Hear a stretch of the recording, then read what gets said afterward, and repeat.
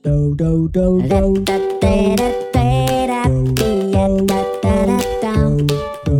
cappello del mago. Amici, eccovi, siete arrivati, benvenuti e bentrovati in nostra compagnia in questo magico mondo. Sentite che aria, che atmosfera magica e incantata. Beh, allora mettetevi comodi perché inizia adesso una nuova puntata di Dal cappello del mago. E io sono il mago Alex, eccomi qua. Ciao! Beh, allora, oggi avremo una puntata ricchissima, avremo una puntata in cui non mi ricordo mai quello che andiamo a fare. Sapete, sono talmente preso a fare le magie che a volte mi sfugge qualcosa. Meno male che ho il mio assistente, il mio segretario, il saggio alieno, tutto verde, lui gira, naviga, viaggia. Non so, fa tantissime cose e lui si ricorda tutto. Vabbè, andiamo a salutarlo innanzitutto. Saggio alieno! Ciao saggio alieno! Oh, eccomi! Ciao a tutti! Ciao mago! Ed eccolo qua, è arrivato. Bene. Saggio alieno, allora tu che hai tutto segnato, che sei bravo e ordinato, cosa andiamo a fare esattamente quest'oggi nel nostro magico mondo? Caro mago, in questa puntata andremo a giocare a Indovina un po' con me e con l'albero burlone. E poi ci sarà anche una magica storia di quelle che ci racconti tu, che estrai dal cappello, una magica storia da scoprire insieme. Ah, ecco, ok, allora direi che potremmo cominciare, possiamo cominciare. Voi cosa dite, amici? Siete pronti? Io sono pronto, ok, ci sono, molto bene. E vi ricordo, ecco, quello me lo ricordo, di mandarci i vostri saluti, i vostri disegni, i vostri pensieri, le vostre filastrocche, le vostre barzellette preferite. Scriveteci a ciao@gmail.com. E se siete capaci anche a fare una magia, ecco, fatevi filmare così in orizzontale dai vostri genitori. Se vorrete potremo anche coprire il viso, ecco, se non vorrete se magari siete timidi, se non volete comparire, ecco. Ma se siete in grado di fare una bella magia, ecco, mandatecela, così potremo vederla tutti, perché le magie sono belle da fare a casa, da soli, ma sono belle anche se condivise, perché donano meraviglia, ci fanno sorridere, ci danno un po' di leggerezza, e la leggerezza nella vita è importante, assolutamente. Beh, io direi che potremmo cominciare, iniziamo, ok? E allora si parte! Giochi, amo. Giochi, amo. Non lo sai o non lo so. Giochiamo insieme a Indovina un po'. Non lo sai o non lo sappiamo. Ora è il momento, dai, giochiamo. Giochi, amo. Giochi, amo. E per come sarà stato, vedrai qualcosa avrai imparato. Amici, eccoci, siamo tornati all'interno di Indovina un po', e io sono il saggio alieno. Sapete come funziona, no? Io e l'albero burlone vi daremo alcuni indizi e voi dovrete cercare di capire e indovinare di cosa stiamo parlando. Siete pronti per giocare? Iniziamo! Oh, ce ne sono di diverse forme. Sì, qualcuno anche le colleziona. Ce ne sono alcune anche molto rare e anche molto antiche. Si possono trovare di tutte le forme. Di cosa stiamo parlando, amici? Avete già qualche idea? Oh, beh, allora posso dirvi che sono il guscio di alcuni animali. Oh, beh, così è già un po' più facile. Si raccolgono quando si va in vacanza. Oh, io non sono mai riuscito a raccoglierle, purtroppo. Per forza, tu sei un albero. Io però ho visto qualcuno che le raccoglie, certo. E se si appoggiano all'orecchio si può sentire qualcosa di speciale. Sì, perché si raccolgono al mare. Ma certo, di cosa stiamo parlando, amici? Si raccolgono al mare, se si appoggiano all'orecchio si sente qualcosa di speciale, ce ne sono di tutte le forme, qualcuno le raccoglie e qualcuno ci fa anche dei lavoretti. Stiamo parlando avete capito? Delle conchiglie, ma certo, amici, chi è che ha indovinato? Oh, io.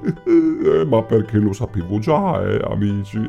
Allora sì, le conchiglie sono meravigliose. I molluschi e i crostacei prendono il calcio che è presente nell'acqua e nella terra dove vivono e piano piano lo filtrano e lo trasformano in cristalli che strato dopo strato formano il loro guscio e queste sono le conchiglie. Ma certo, ben detto. E sapete perché si sente il mare in una conchiglia?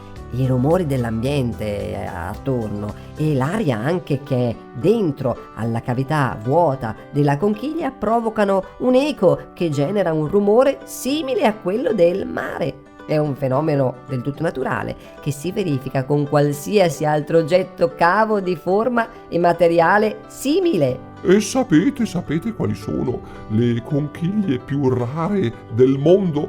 La più rara e preziosa è la Conus gloria maris, un esemplare di circa 1 centimetro che solitamente è possibile trovare nelle profondità a qualche centinaio di metri e proviene dalle Mauritius.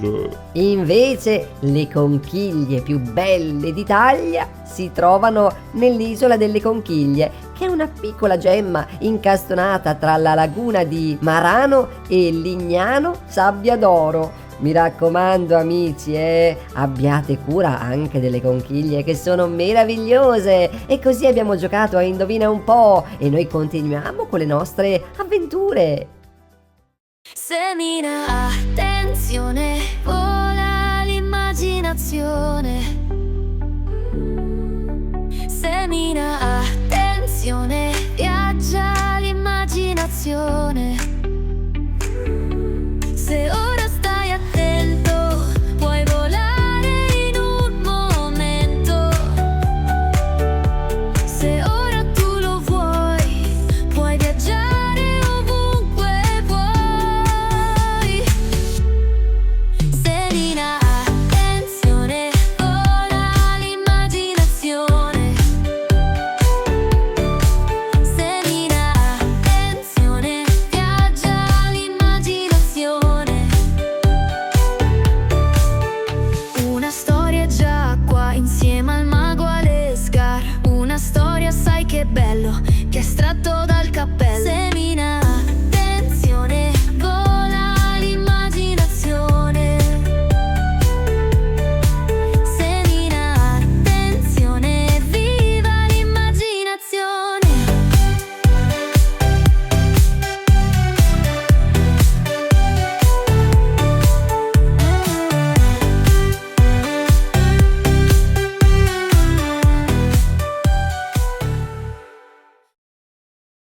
Amici, eccoci anche oggi per scoprire insieme una magica storia estratta dal mio cappello.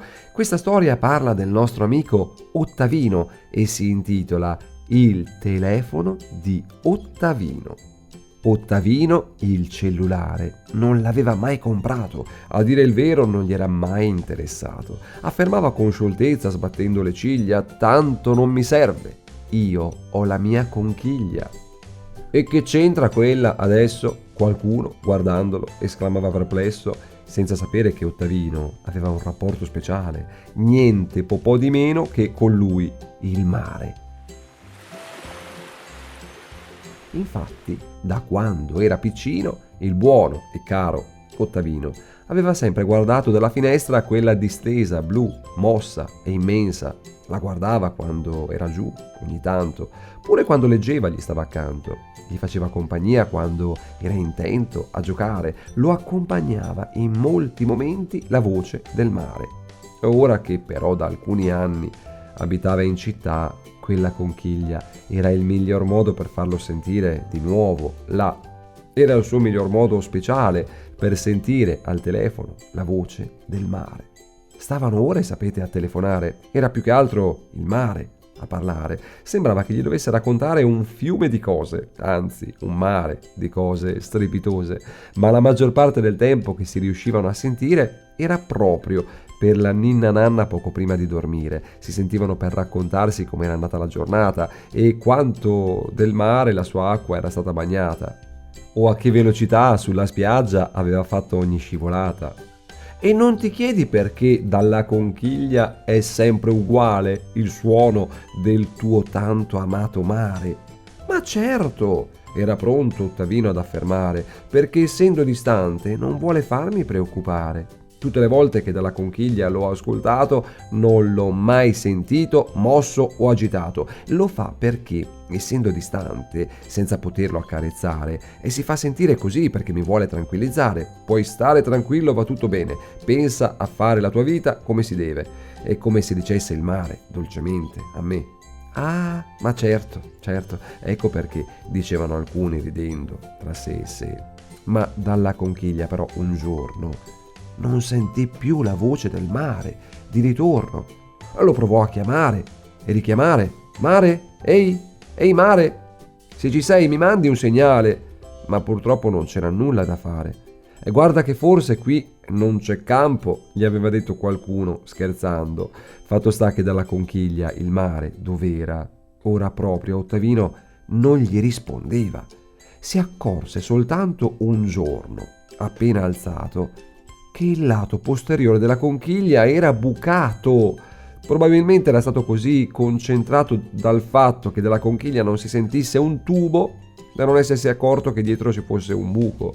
Forse gli era distrattamente cascata e per quello che si era crepata. Provò allora a ripararla mettendo un cerotto, ma era come se il collegamento si fosse interrotto. Tentò mettendoci un po' di cotone, ma nulla, la conchiglia non era in funzione. Forse alla fine c'era un'unica soluzione e tutto ciò poteva anche essere utile e bello. Era giunto il momento che della conchiglia cambiasse il modello per prenderne magari una più grande che gli avesse fatto sentire il mare meno distante. Non vedeva l'ora di riappoggiarla di nuovo all'orecchio per sentire ciò che il mare fino a quel giorno non gli aveva detto. Quando ascoltava da lui qualcosa era come se di nuovo tornasse a casa. La conchiglia era per Ottavino il più bel cellulare. Senza internet, senza chattare o messaggiare, bastava solamente appoggiandola all'orecchio, il gesto. Poi era l'immaginazione che ogni volta faceva tutto il resto. I saluti. Ragazzi, eccoci, è giunto il momento dei saluti. Allora noi salutiamo tutti voi che ci avete ascoltato, un grande abbraccio, saluto il saggio alieno e grazie anche a lui per ricordarmi ogni volta quello che non mi ricordo, ecco, anche se poi ho tutto preparato, scusa, il mio segretario, il saggio alieno. Saluto anche il nostro Albero Burlone. Albero, ciao e grazie. Oh, ciao amici, ciao mago.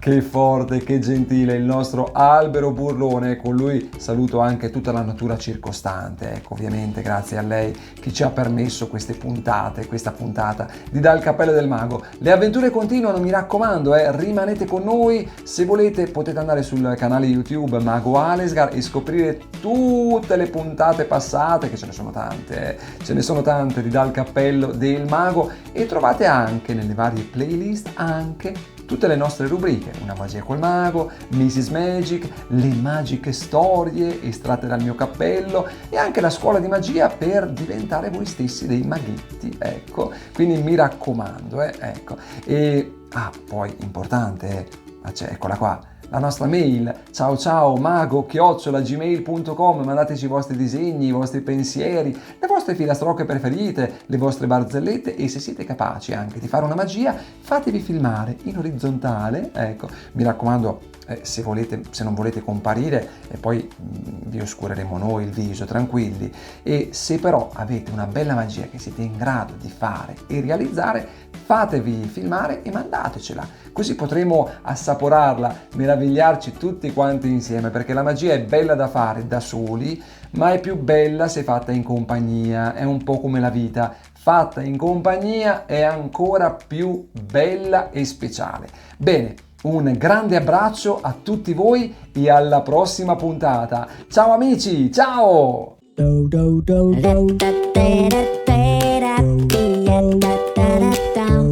Dal cappello del mago.